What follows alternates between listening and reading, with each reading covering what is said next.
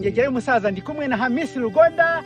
Hano ni muri Tabora aho bita Nzega. Uyu n'umugabo namenye ntumbaze igihe namumenyeye, yambaye gutya kuko ari mu kazaragiye inka.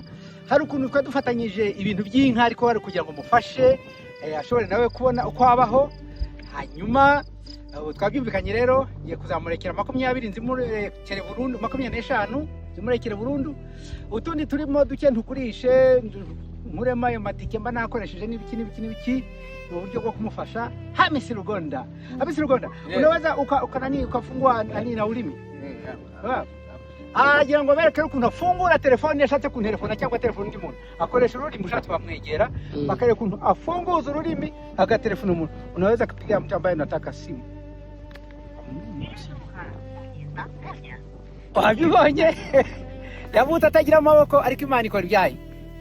Nibyo nanjye mba nikorera nubwo ntazi gusenga, mbagira ngo nanjye ngiye mpakwa ku Mana mu bundi buryo ari uko nyihakwaho nubwo ningegera y'umusaza. Ushobora kuza muri hasi cyangwa kufareze kwanza ibi.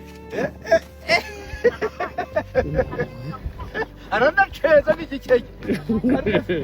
Kugira na hino babone niziga. Ngoje.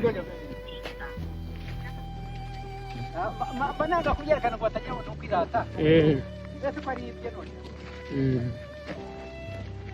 Gerariya.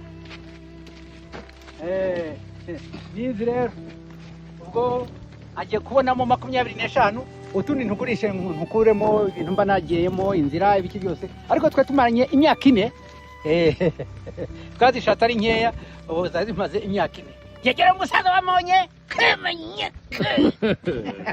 Yes wambonye ngegera umusaza ndi kumwe na Hamisi Rugonda.